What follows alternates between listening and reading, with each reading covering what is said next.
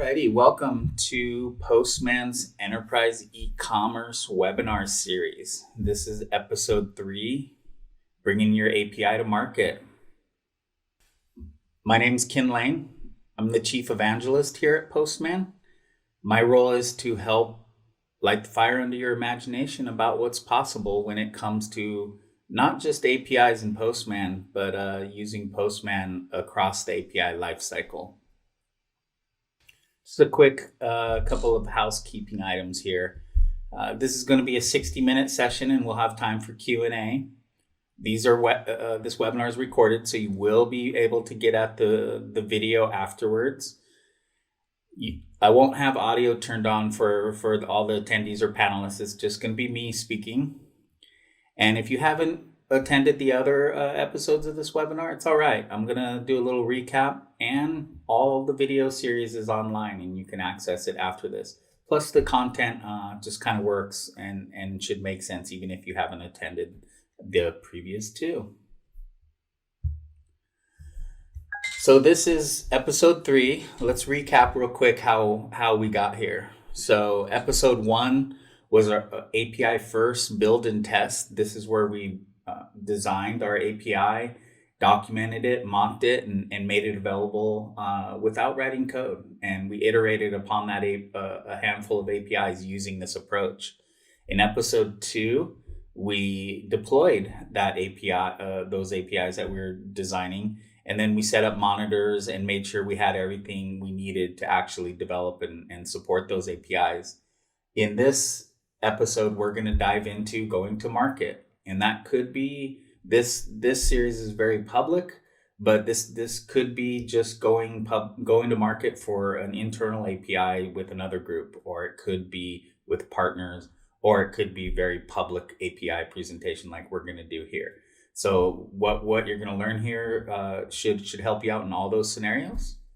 But all of this we're talking about because we're coming out of, or we're building on 3 shifts over the last 15, 20 years that have occurred. The first big shift that set all this into motion is that move from the desktop to our mobile devices. Beginning around 2007, 2008, the internet and applications moved into our pockets and started becoming very mobile. Around that time, developers really started seeing that modular bite-sized APIs were the way to deliver the services you needed in this world. And so many companies began the journey of decomposing their larger enterprise monolith applications into microservices. And then the third was moving from all of your digital assets and resources on-premise into the cloud. And so this move to mobile, this move to microservices to deliver resources, and migrating all of our digital assets and servers into the cloud really have set in motion all of this API first and API world that we're living in today. You can really see this play out over the last 20, 25 years. It started with the early pioneers, eBay, Amazon, and Salesforce. But then it really started picking up. And you can see at the time when the mobile devices hit, that companies like Twilio and Foursquare really started to make an impact. And then that's just grown exponentially. Here by 2020, you can see all these brand names, pretty much any technological movement that you're experiencing online has APIs behind it. But really, when it comes to APIs within most organizations, they're pretty poorly built and they're pretty difficult to use. A lot of the organizations I talk to are doing APIs, and some groups are doing them very well, but some groups are still struggling as they try to understand how to make legacy APIs, newer APIs, and all of the different systems and integrations that they're working with try to work together. And so this is what a lot of companies are facing. Most companies have realized they need to be doing APIs, and they're doing APIs. But sadly, most organizations are still not doing them very well, and they're just looking to get a little bit more organized about how they're doing it. A lot of this misalignment is because API producers, those who are building the APIs, really don't have an overall strategy and plan. The APIs aren't reliable. They're not well connected. There's no coherent change management or version control strategy, and they're not governing the design of those APIs. So for when that the flip side of that, when it comes to the consumers, it's hard to get started with those APIs. It's hard to find docs, and the APIs just are generally unreliable and buggy. So this really causes a lot of friction, and a lot of the API producers that I work with have trouble really bringing alignment between what they're producing and those that are consuming it. And that's what we're trying to help folks solve. So a lot of these organizations we talk to are migrating from an API last approach. They have APIs, they've built APIs, but they've built them to deliver what they needed for specific applications and integrations. They're not thinking of those APIs first at the beginning of the planning process. They're planning a web app, a mobile app, they're planning a specific integration, and then that API just kind of happens as part of that. So we call this the API last approach. And what we're talking about is API first, where APIs are a primary focus from beginning to end. You talk about what the APIs are needing in context of the applications you're going to be building, but you start those conversations about the API specifically and what resources are going to be made available. So we're not saying the API is what first gets built.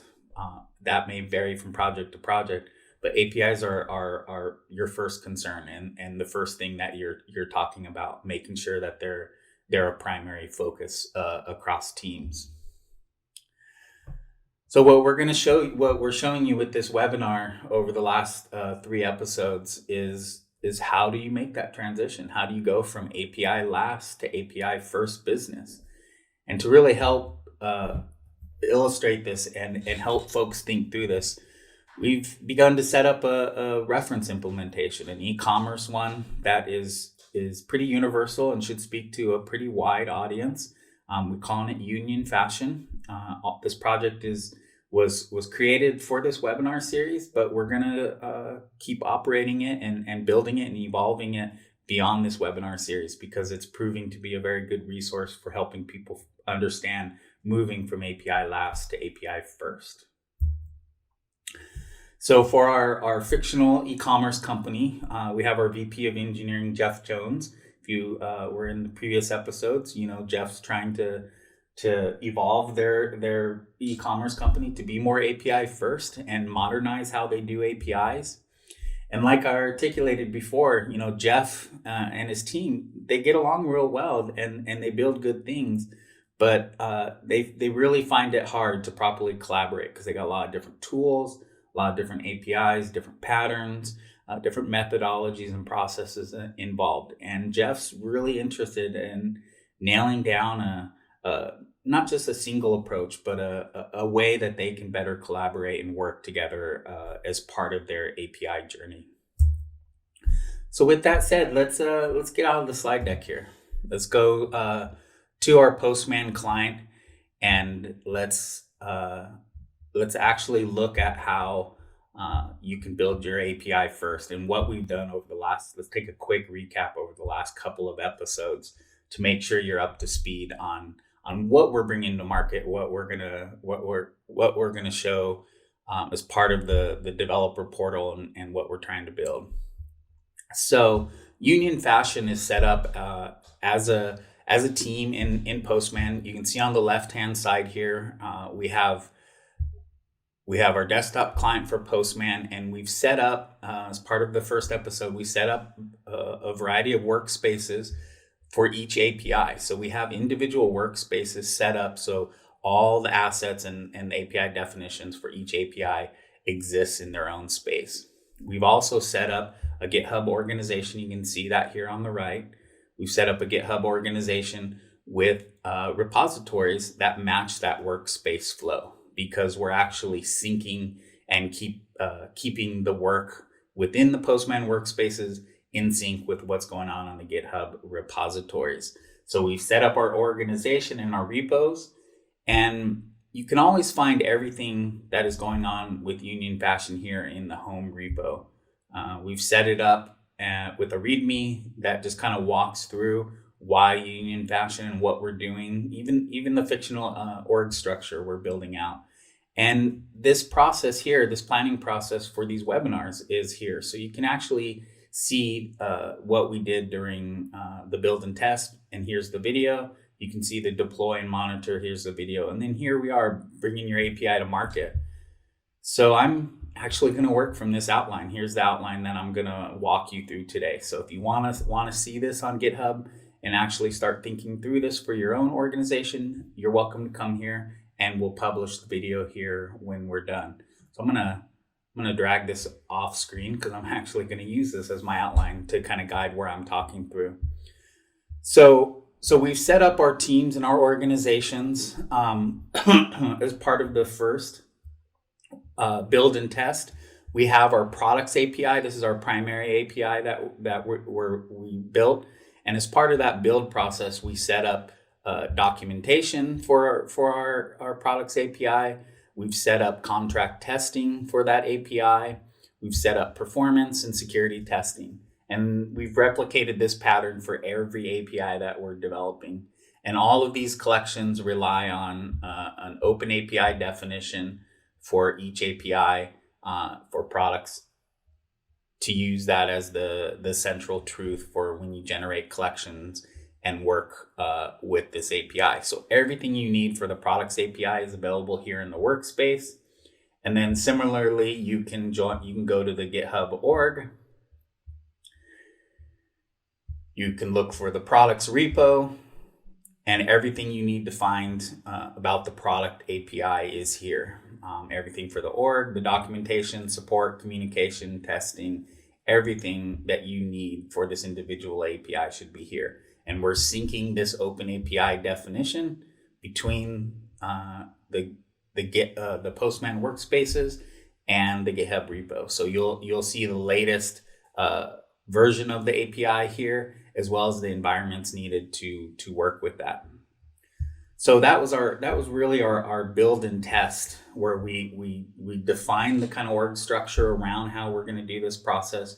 We actually designed and built the tests for a handful of APIs, and then we actually wanted to deploy those APIs. We actually versioned them and we were looking to deploy them. And as part of that deployment process, we set up another workspace that's more general, that is called our operations workspace. And in here, we have a handful of collections that we're using to actually deploy our API. So we went through a couple different patterns on Amazon Web Services. We're deploying using Amazon API Gateway and DynamoDB for our simpler APIs.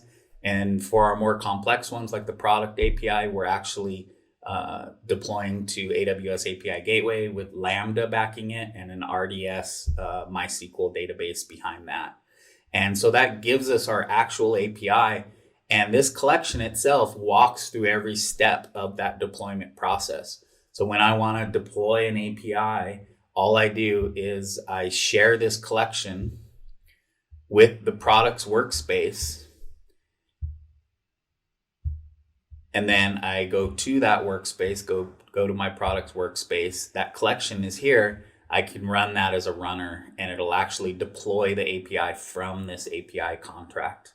And so if you want to see how all that works, you can check out the video for the deploy and monitor. You can find all of the collections here on the GitHub repo, and you can reverse engineer, kick the tires, see how things work. You can leave GitHub issues if you have any questions on how all of that works. But today we're gonna focus on, well, now we have an API, we're monitoring them. We actually want to go to market. So we're not talking about ready for prime time for these APIs. We want to just widen the group of stakeholders that are involved in the feedback loop process around defining these APIs. We need to make them available to a wider public and partner audience.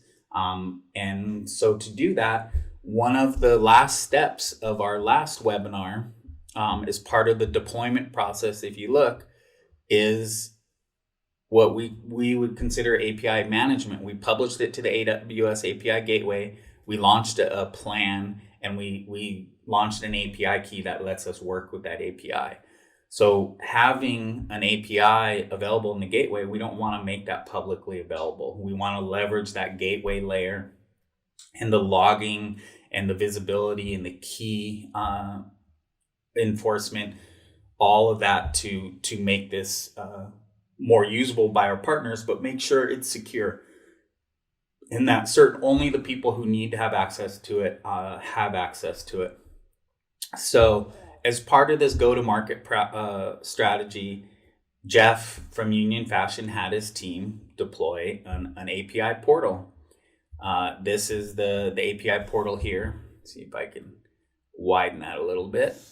And publish all of the APIs here, making them available to these third-party developers and partners who they're wanting to work with. And so they've been published here, and part of that is we want to provide access to them. But as I just said, we set up a management layer. We have a gateway in the way, and we're logging all activity. And we require every API call to have a key. And it doesn't matter if you're an internal developer, if you're an external partner developer, or if you're just public developer walking on off the streets. Everybody's got to have an API key. Every API has a key, has a usage plan that institutes rate limits, and this prevents abuse internally and externally from unwanted activity around the APIs. And so we set up a quick authorization way for people to sign up and log in. One of the philosophies that Jeff put in place is he really didn't want users to have to set up a new account every time they signed up for a developer key. So we just used some of the common social accounts. We've got GitHub, we've got Google, LinkedIn, and Facebook, and we'll probably add a few others as people ask for them. But we wanted to make it pretty one click for them to sign up.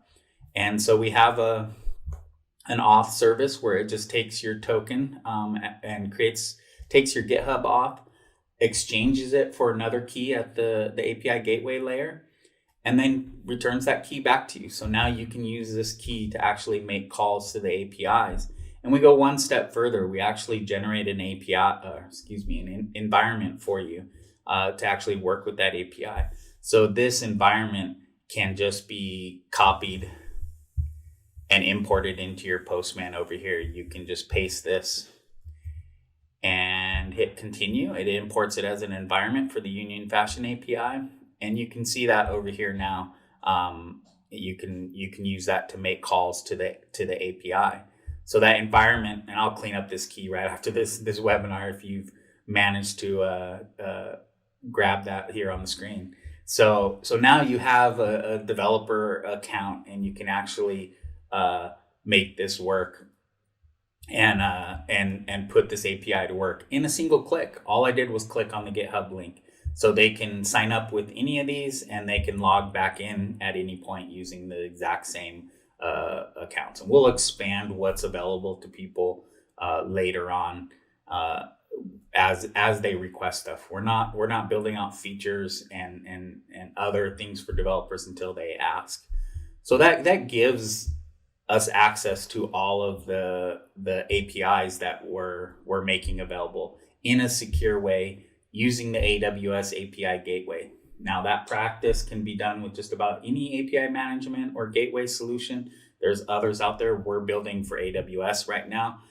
At some point, we're going to expand that to Azure and Google as part of the Union Fashion multi-cloud deployment strategy. But right now, we're focusing just on AWS. So we've got our API. Folks can sign up for it. They can grab their key. They can grab the environment in Postman, and they can actually be making calls with that. So we don't need our deployment collection here anymore. I'm going to remove this from the workspace because I like keeping our workspaces pretty clean and defined so people don't have to wade through a lot of clutter. If you're like me, your personal workspace is pretty messy, but Jeff at Union Fashion is pretty keen on keeping the team workspaces pretty focused, doing one thing well, and really focusing on what we need to standardize how we not just document and mock APIs as part of an API first strategy. It's how we test for performance. We make sure those contracts are being delivered and realized as they go out the door. And each workspace is really focused on helping us do that. But those workspaces, once we're ready, Jeff's team has published to the Union Fashion Developer Portal. So here's our products API here on the list. Each API has a quick link to its specific documentation, as well as a run in Postman button, and to its GitHub repo, because that's where all the resources, information, and issues and everything, as we'll show you here, are made available for teams to work with. So the portal here provides access to everything. We try to provide as many resources as we can, and we try to make sure we're publishing all of the artifacts and everything is part of the process here.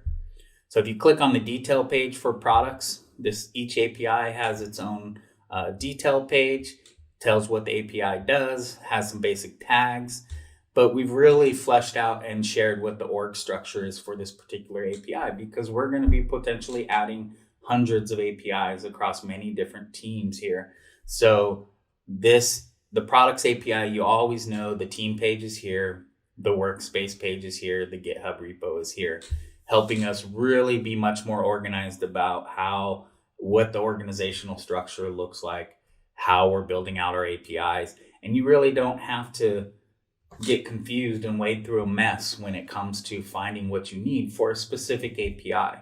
So as we decompose the Union Fashion monolith into, I wouldn't say microservices, but into individual services that are well-defined, well-organized, this organizational structure you'll find in place across all APIs.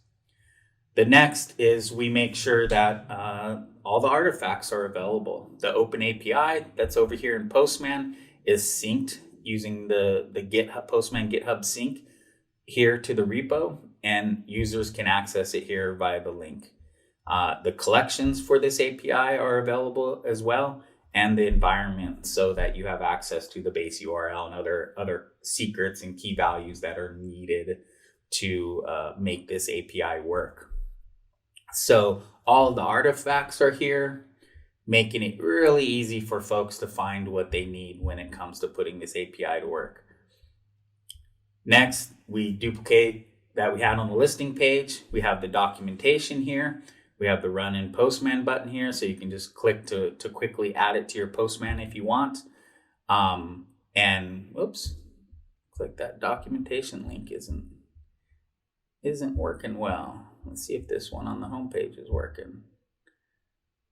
There we are. There's our docs. So here's the products API documentation that if you look over here on the left into the Postman client, this is what we've published from our documentation collection here.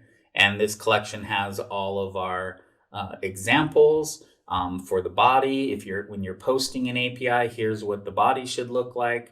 You can see all of the details of each individual request. You can see the environment published here. If you're on the team, you can see the other environments that are in the workspace. Because I'm on the team, there's quite a wider dropped list there available. But if you're not on the team, you get access to the one environment. I've got a couple environments in here. Just to take a little pause to show how I do this is I put a little P next to any environment that I'm going to be publishing publicly, because I don't want keys and secrets in there.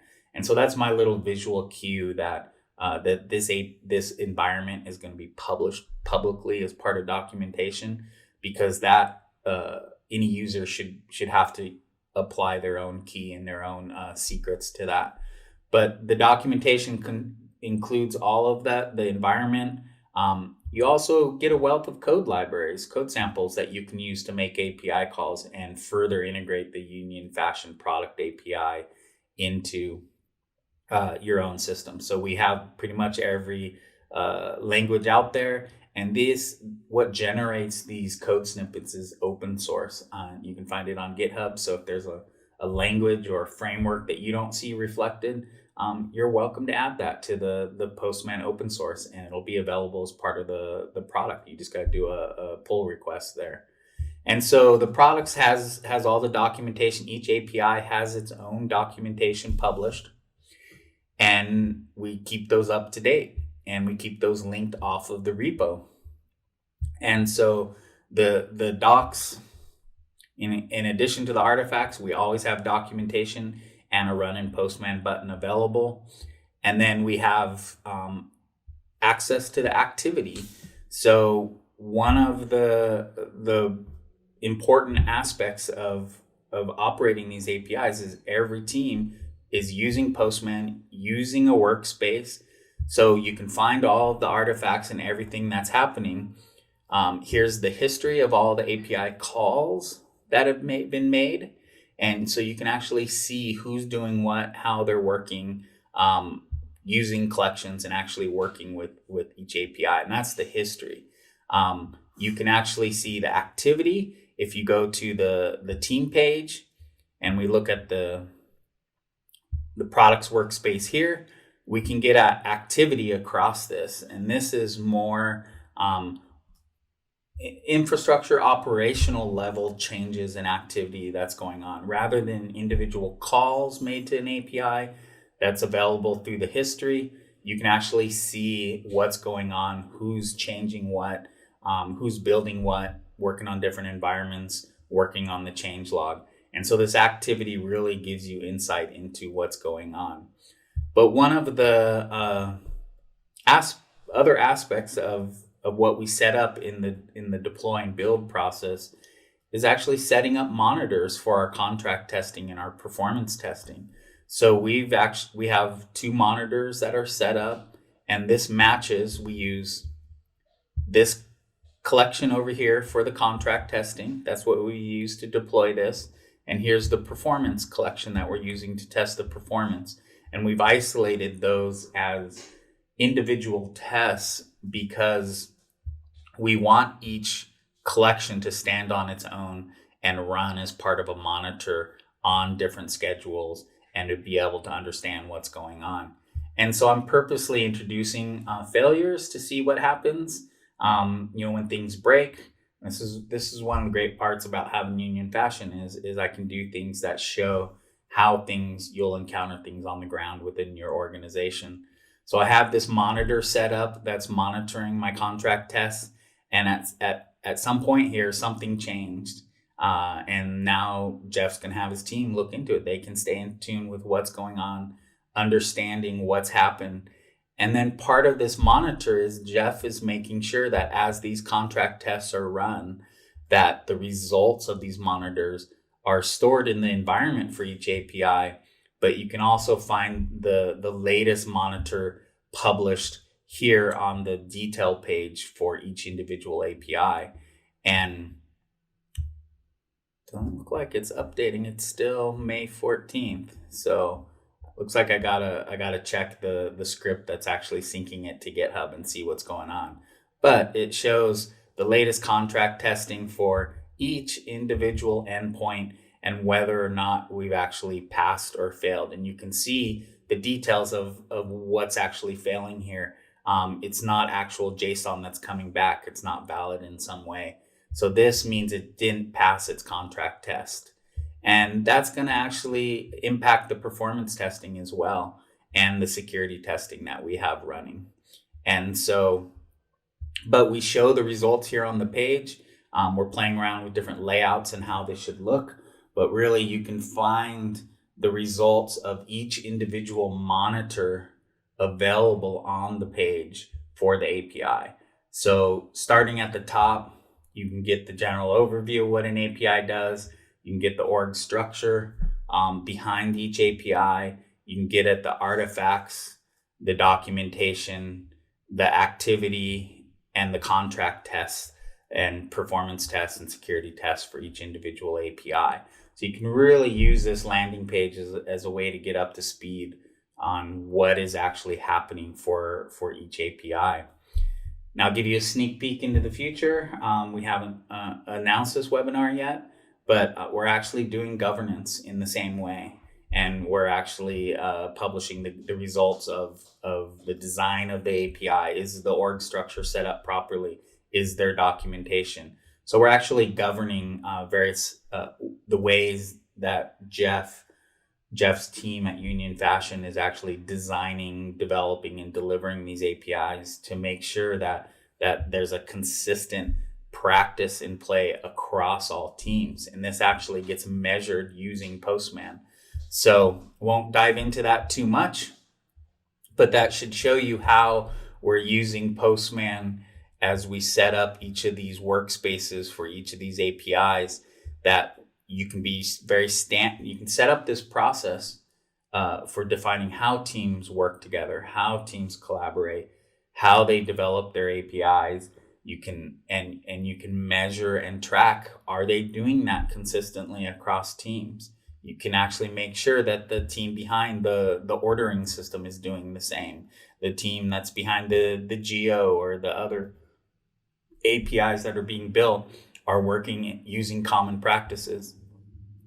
And that's why Jeff set up this process the way that he did, is to make sure that teams are consistent, are in organized, that in how they're delivering APIs and doing what they're doing.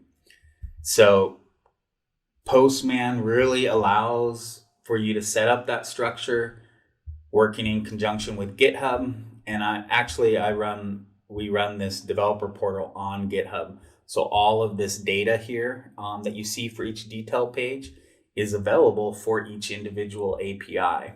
And so we publish that as another artifact that you can find by here on the homepage. It's called an API's JSON file, and it provides an index of all of the Union Fashion APIs. And you can find, if we look at the products, you can find the actual API's JSON for the products API there. And this provides all of the machine readable details you need about that API, including all of the artifacts, documentation, Open API, Postman collections, everything you need to use that. So we use that index to drive this page, to drive the detailed pages here, and all the information that you find on that. But that's available in a machine readable way that you can then pull and integrate into any other system, keeping up to date as artifacts change, as documentation change, really helping reduce some of that friction we talked about between producers and consumers. We publish all the results of contract testing, performance testing, and security testing, as well as governance for each API, to make sure we're meeting our service level agreements with teams. We share that for making sure that each API is as observable as possible. And then we're communicating all of this out by publishing it to the page. We have a developer blog that we can then use as part of that go-to-market to make sure that the products API gets the coverage it needs. We have a Twitter account that's part of this that helps publish regular kind of heartbeats from the operations, helping folks understand what's possible. And that really provides the backbone of the feedback loop.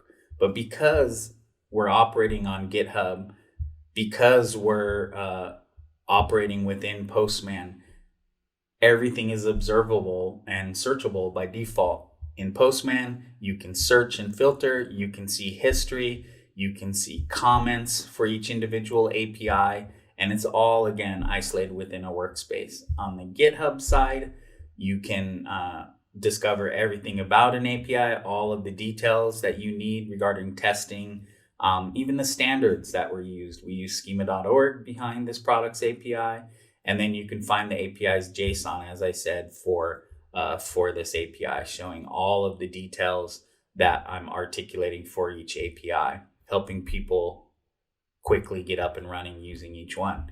We're using GitHub issues, so if you want to find any issues or any threads around the roadmap for each individual API, issues are where we go for that. You can see there's a handful of tasks and enhancements, and one thing that's been added to the roadmap for this individual API. So we're using GitHub as the core part of the feedback loop for each individual API. You can go back to the Union Fashion home repo, and you can see issues are also being used here to actually move this entire project forward. And you can see there's a lot more work going on at this level. We're building some new APIs. We're working on some more security enhancements at the gateway level, and really using issues not just for problems and bugs, but actually using this to drive the roadmap for the entire platform, as well as each individual APIs. And so that relationship between GitHub repos for each API and the Postman workspace is essential, because we're syncing this contract, this central truth between, but we have this feedback loop set up. So we're gathering feedback from our public partners here on this page. We have all the resources in the developer portal for them. They can come here, quickly get back to the GitHub repo. They can get to the documentation for each of these APIs. They can get out all the details, but then they can engage here. And this is very much meant to be our public face, or our external face of this, and helping our API consumers be more successful. I would say the Postman side is much the producer stakeholders, the people who are going to be involved in developing and iterating upon each API. They're going to be working here in their own Postman clients, working within Postman and via the dashboard on using monitors and other things via the Postman web dashboard. And so that really shows that relationship between how to improve that relationship with your consumers. So Jeff has an organized way of getting all the stakeholders to design, deploy, monitor, test, and ultimately bring APIs to market. And then Jeff has a standardized way for how those APIs are made available, resources around those are made available, and then ultimately the feedback loop that is in place to help developers voice their opinions, what they would like to see, the problems they're encountering. And then that feedback loop is gathered to for the next version. So you work through all those GitHub issues, you work through the activity in the comments here in the workspace, and you build the next roadmap. And so that feedback loop is really the key part of making this work, and the discoverability by default. So teams can discover what's going on, what other teams are doing, just by searching here on GitHub. They can also do that in their own Postman client by exploring new workspaces, joining other teams and what they're working on, and they can see what's actually happening across teams. So there's observability and visibility from both the producer and the consumer side, really helping deal with a lot of the issues that have arisen that cause the problems that Jeff and team are experiencing. That reflects what a lot of other teams are experiencing as well.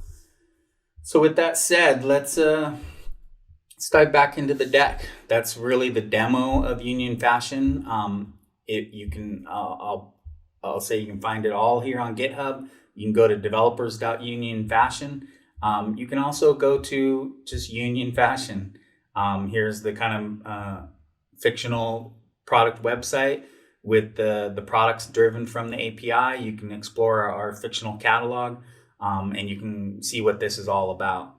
You can click to the developer portal and quickly get at the documentation where you can sign up and log in, as we said. So this is all available on GitHub. It's all a work in progress, but you're welcome to jump in and join and share any thoughts or feedback or anything you would like to see after each one of these episodes. We've gotten quite a bit of feedback from folks on what they would like to see. So jump in wherever you feel necessary. So let's go back to our deck here. Demo time over.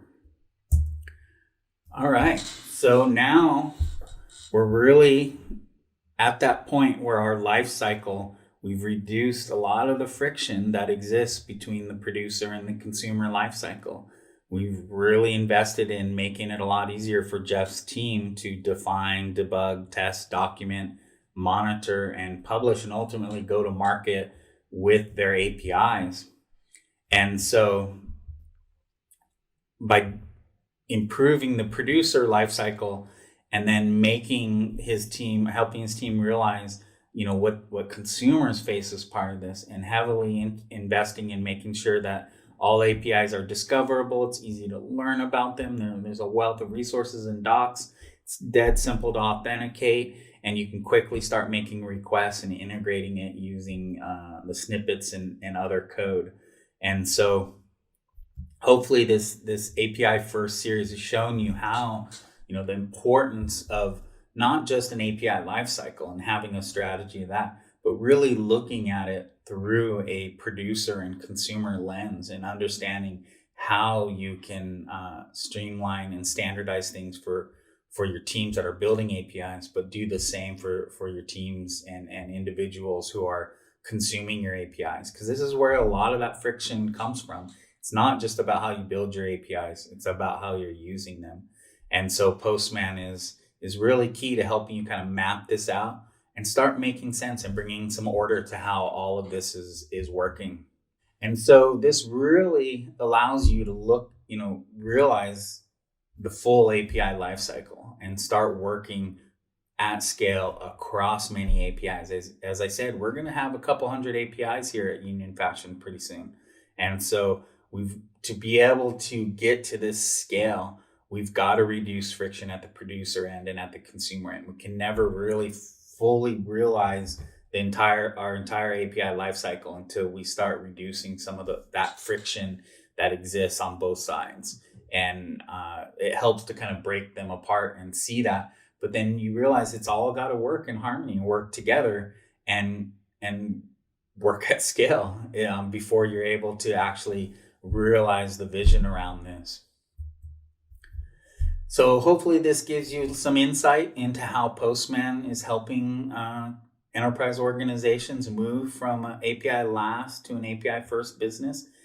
As Union Fashion should show you don't have to do this across the board. You can start with a handful of APIs. You can get your teams organized, get them working on an API first process, get those feedback loops in place, iterate upon, go public, go to market with a couple of APIs, get feedback, refine the process, refine the APIs, and repeat until you're evolving towards being a more API first business across your different groups. So the Postman platform really lends itself to helping you figure all this out. Most people know Postman as just an HTTP client. They're still learning of all the potential, all the features that have rolled out over the last couple of years, realizing that of course you can use it as a desktop, but you can use it at the CLI and you can use the Postman API, because all good API providers, or API service providers, have an API.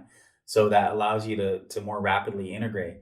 But hopefully it shows you how the runtime base of Postman, how collections, environments, and bundled with the right authorization allows you to build out these different units or these different services that you're going to be using.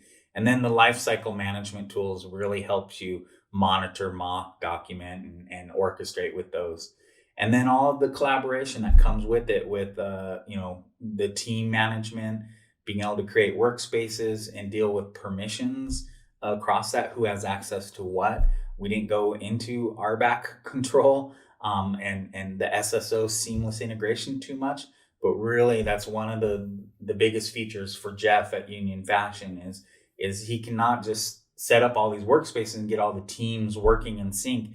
He's actually setting up a role-based access control layer for all of that, trying to make it so that teams aren't stepping on each other's feet when they're creating tests, when they're creating documentation, and that there's an actual logical flow to how all of that works. And a lot of those core enterprise features of Postman, like RBAC, SSO, the auditing logs, and the visibility it provides, is really helping Jeff do that. So Postman will really help you move towards this API first way of thinking. It really, we worked hard to kind of distill down, well, what is what are the principles of API first that Postman really helps you focus on? And one, making sure that all of your APIs are discoverable and explorable, and allows teams to get up and going, whether they're producing or consuming, to be able to put those APIs to work faster. It really helps you focus on building higher quality APIs. Every API has a contract, has a central truth. Every API has a suite of tests that are testing that contract and making sure we're meeting performance and security and other parts of our service level agreement.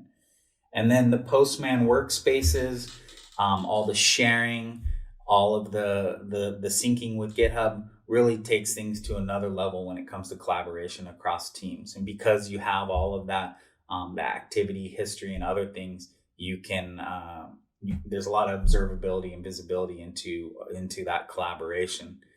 And then it really helps you. I gave you a sneak peek into the governance piece, but it really helps you also secure and govern the design of your APIs, making sure you're using more standard, making sure there's more consistency across teams and the APIs that they're producing.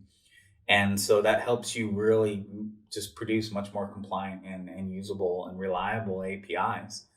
And then that was the point of this go to market is publishing to a portal, having these communication mechanisms in place, these feedback loops, having documentation, having resources. These are all of the building blocks of your API and your API program that are going to ultimately drive adoption. If you're not producing these things and you're not prioritizing them, your consumers aren't going to have what they need. And so it's really about driving adoption, whether that's internal APIs, whether it's public APIs, whether it's just limited access with partners. These building blocks help you drive adoption, help you reduce friction, and get people onboarded and using your APIs much quicker. So Union Fashion started as just kind of a mix of team members who are using it on the free plan. And then one of the core teams signed up for a team plan. But then once Jeff kind of caught wind of this, that developers were using it, how they're using it, and the potential to help him kind of define and shape his API first strategy, Jeff went with the enterprise plan because, as I mentioned, the SSO and the RBAC level control that it gives, that visibility and observability, but really the scale that Jeff has envisioned. He's going to be rolling this out across the entire organization, and he's going to be converting a lot of the legacy teams to be using this. He's starting with a small group, but so it's just about 25 to 50 now. But Jeff's going to be growing to about 250, 300 users using Postman. He's not just going to have developers using it. He's going to have testers, Q&A, and he's going to push other business stakeholders to get involved.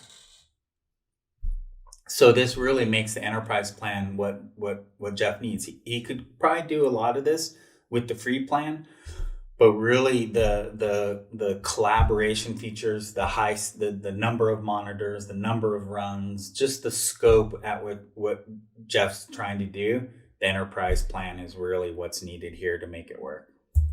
So that should give you the big picture of what we're seeing when it comes to API first across our customers and how we're working with them to help them figure this out. Wanted to give you some other little insight into what's happening.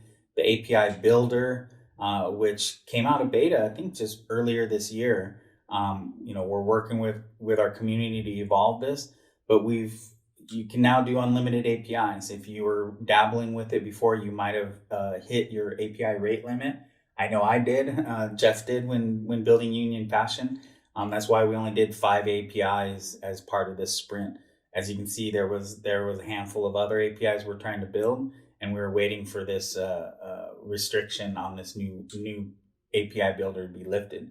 So you can create unlimited APIs in Postman at the team, business, or enterprise level. And you can also sync unlimited APIs with your GitHub repos. So this allows you to just scale pretty infinitely when it comes to how many APIs you're going to be be creating workspaces for, creating API definitions for, syncing, building collections, and testing. So really, the sky's the limit when it comes to the number of APIs that you're going to be using in Postman. So the Postman API network is a public, historically has been a public network that you can publish when you're publishing docs for any API. You're given the option to publish it to the public network and make it available to public users. So most of the Union Fashion APIs are being published here, but recently we've launched a private API network. So Union Fashion is going to be looking at how this works and how this fits into our organizational strategy. How do you define what's public and what's private, and really help organizations start thinking about where those lines are, while still making sure that consumers can find their APIs. If they're internal APIs, those consumers can find those APIs on the private network. If they're public APIs, then they can find them on the public network. So this is just another insight into our roadmap and how we're kind of rolling out features to help organizations with what the challenges are on the ground in their orgs. And having a public API network to help drive adoption, as well as a private API network to drive adoption, has been a huge request from organizations. So here it is. I recommend checking it out when you can. We'd love to hear your feedback. So if you're not currently a Postman user, feel free to head over to the site, download, get to work. There's nothing standing your way. It's free download. It's free to use. All the features, everything I showed you, you can do with the free tier Postman. Once you want to start doing it in a more organized, collaborative, observable way, then I recommend you look at the team, business, or enterprise plans. But it's pretty easy to just get started. There's lots of collections and templates that you can choose from to start playing with different APIs. So we have a survey for you. If you take that survey right while we're doing Q&A here at the end of this, you're going to be entered in to win a chance to win an Amazon. I believe it's a $50 Amazon gift card that you can use for anything. So I'm going to go ahead and leave this up rather than just switching to the Q&A slide, so that you can grab that link and head over and start filling out that survey. So let me dive into the Q&A here and see what we can what questions the team still left for me. So how would you use other APIs in a project? If you need to add, for example, Google Maps, Yelp in your project, how could this be done? So I'm going to actually dive back into Union Fashion and show you how we're working on this. So grab that survey card link. I'm going to jump out here and go back into demo mode. So we have this operational workspace. Here's where we have our deployment collections, and we're building our other API lifecycle collections. So this is not where we're building individual APIs. These are operational level collections. Union Fashion also has what's called infrastructure workspace. And this is where we have all of the APIs that we use, because Jeff, as part of this earlier planning phases, made teams figure out, and you can find this on the homepage. I'm going to click over here so you can find it. As part of the planning process, mapped out all the infrastructure that's going to be used for building APIs. And part of that process is, before we adopt a service, we ask, does it have an API? That's part of being API first, is asking that of any new service we use. Because if we can't get our data in and out, and we can't seamlessly integrate with a service, why are we buying it? Why are we using it? We're just increasing vendor lock-in, and we're spending money on a service we shouldn't be using. So part of our API first philosophy is that we every service we adopt has an API. Now, once we adopt that service, part of the Jeff's API first mandate is every one of them gets a collection and gets added to the infrastructure workspace. And so anytime we're building some sort of collection that uses any of these, we grab this collection, and similar to the operations, we share it wherever it's needed. And we use these. See, I got 41 requests for DynamoDB. I've got 121 for API Gateway. I can manage certificates. I can manage logging. We can deploy EC2 compute. So I've got all of the building blocks of our infrastructure, and we're using Postman collections to build out that and manage and operate it. So it shows how you can use Postman collections for third-party APIs as part of your project. I recommend having a single workspace where you publish collections for Google Maps API or Yelp. It's a great way to track all of the technology you're using, have it in a single place. But then when someone's building an app with Google Maps or Yelp, you can share those into a workspace for developing not just APIs, but actual an app around that. And you can kind of map out all the APIs you're going to need for that application. And so Jeff's going to be doing that as part of the Union Fashion vision here, is not just API first for the APIs we build, but API first for the APIs we consume and we put to use. If you want to understand more about our API first philosophy, you can find that on the blog. We published a post recently on being API first, and it's got a lot of these philosophies on why we did it, and so why we buy software the way we do, why we do it. And so if you're looking at developing your own API first philosophy and how you do that for your own APIs or use other third party, I recommend you take a look at that. Hopefully that answered your question. Let me see what else. Can we get notified when monitors fail, or do I have to check this page? No, you can set up integrations and notifications to using third-party services to allow you to get notified. So you can set up those monitors. Those monitors can run in the cloud using Postman. You can also run those same collections at the pipeline level. And then there's a whole host of different ways that you can set up notifications using Postman or third-party services to help you know when those have failed and when those have or succeeded, giving you that kind of warm and fuzzy feeling. Thanks for that, Arlemy.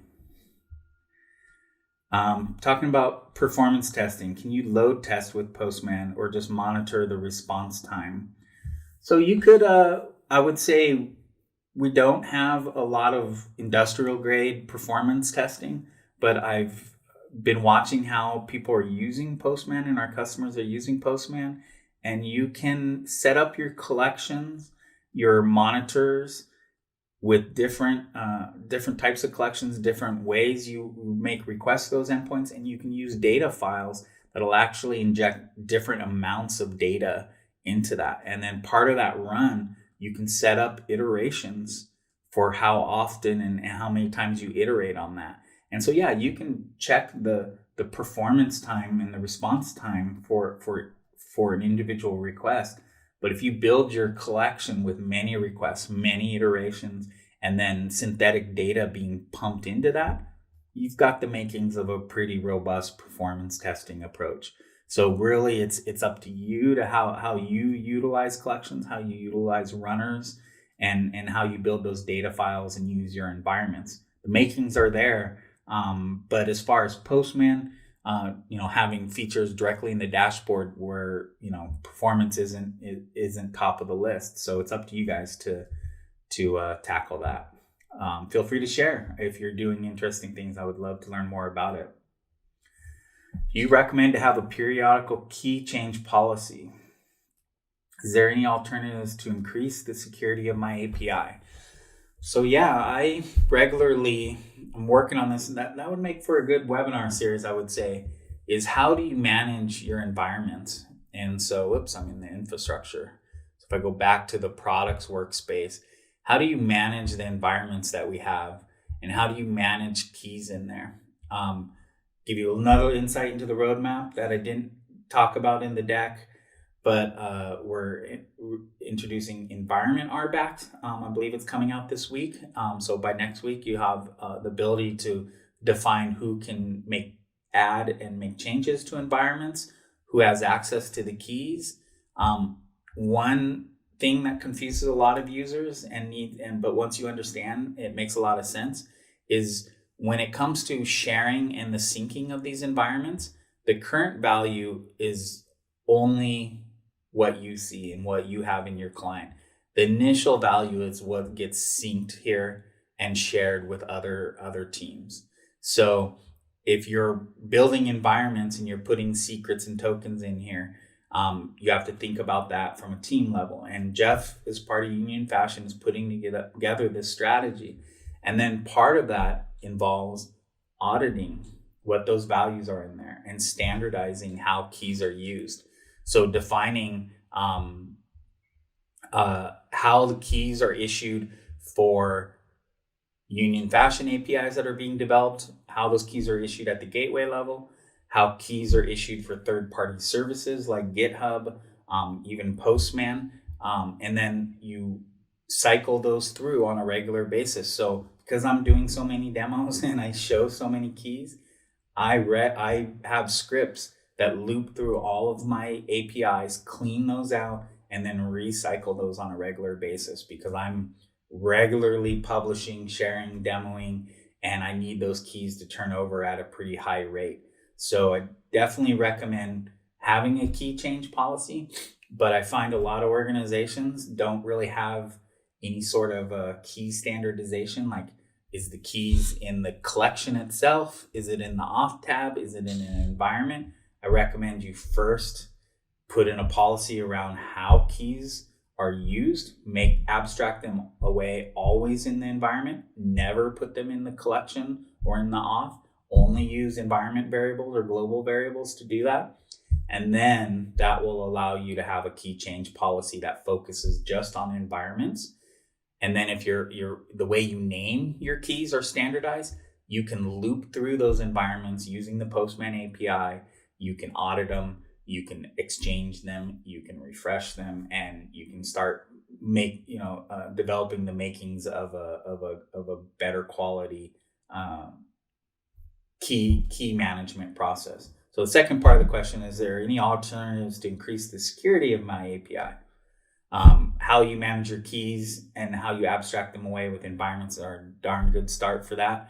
I would say we're going to be exploring that as part of Union Fashion. Eventually, I'd like to do a security webinar, but we started with just some basic SQL injection scripts here. So we're going to get more robust and do a whole suite of different security scans that can happen. And we're going to create many different requests, and we're going to be running these on a regular basis. So I'm going to be looking at OWASP, and if you go to OWASP, it's a standardized list for security vulnerabilities, and we're going to be building suites of collections that scan against those. All right. In the last webinar, Kin referenced using component libraries to build out collections. Are those components libraries publicly available? So apologize. Have not gotten those out the door. Had some personal challenges in my life and just made it not possible. I'll give you a sneak peek into, they're not publicly available. I have a components library here, or workspace, excuse me. So similarly to operations and infrastructure, these are components that I'm using across the APIs we're developing. So rather than having an open API for each individual API, this is the master components library, and it has just common patterns that can be reused across existing APIs. So I'm playing with a collection. Let's see if it's in here. Design components. Let's see. So you can add new resources. You can add new schemas that are common. So the goal here is every time I have to add a new resource, a path, it should automatically get a post, a get a unique ID, a get, put, and delete. So basic CRUD features. That's this add new resources. It basically just grabs this from here and then injects it into my open API. I was working on the schema portion of this, so standard having schemas. I'm working on common data types. So no, it's not publicly available, and I apologize. I know I said publicly, I'd get that out. I will continue to work on that, and I'll do a story on Union Fashion as soon as it's ready. I appreciate your patience on that one. So based on the Union Fashion framework, this means we will have hundreds of GitHub repos for each API resource. What's the benefit of version grouping, like orders, payments, related? So this really gets at the scope. So the scope of how you design your APIs. And I mentioned microservices, and I'm hesitant to say microservices because it means a lot of different things to different people.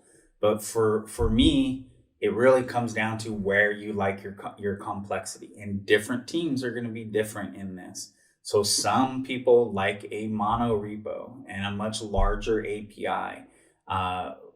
When it comes to that, that's your choice. You can have as few workspaces and few repos as you like.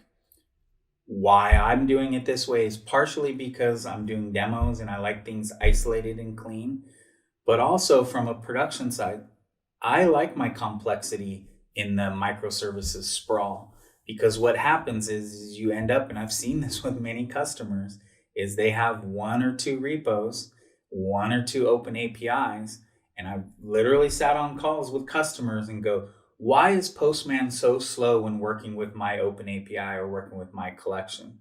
And then they answer it in their same response by saying, well, we have 870 endpoints, and we have a whole bunch of enums, and we have tests for all of those endpoints in that collection. And every time we run it, Postman's just really slow. And it's Postman's fault in that situation. And so I would say that's a pretty classic response where people don't, I would say, aren't honest with where the complexity lies, or they don't understand the impact on infrastructure. And yeah, changing context between repos can be challenging, but really, and changing context between workspaces. But I have these auto completes, I can search for things. I can quickly find products, get to products. I can do the same here on Postman on GitHub side. So that context switching that comes with many repos or many workspaces, is that really much different than context switching when you have to dive in at the path level or at the query parameter level? Maybe you don't have a whole bunch of paths, but you have hundreds of query parameters. If you like your complexity at the query parameter level, run with it. But there are trade-offs, complexity at the workspace repo level, at the number of APIs and API definitions you have, the number of paths, the number of parameters, the number of schemas.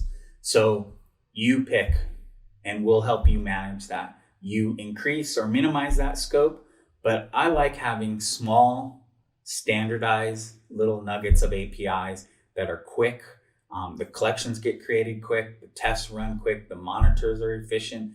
I like keeping things small and modular, and then changing context between what's going on. I'll actually be doing a story on this because this question has come up a lot of times, so I'll be doing a story on it. Next question. Looks like we're at 10:42. We got a little bit more time, right?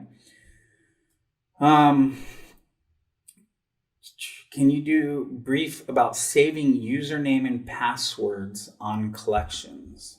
So username and passwords on collections. If you have a, let me open it up here if you're doing your authentication and you're using username and passwords in your collections, that auth can exist here at the request level.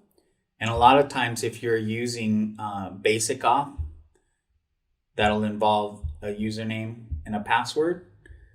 But that auth can exist at the request level, or it can exist at the folder level. So I can come up here and set that auth here using basic auth, and then all my requests can use that. And so I'm where do we want that scope? But the most important part of this is when I'm doing my usernames, I do those as variables. Whoops. I guess I don't have. So if it was in my environment, it would autocomplete.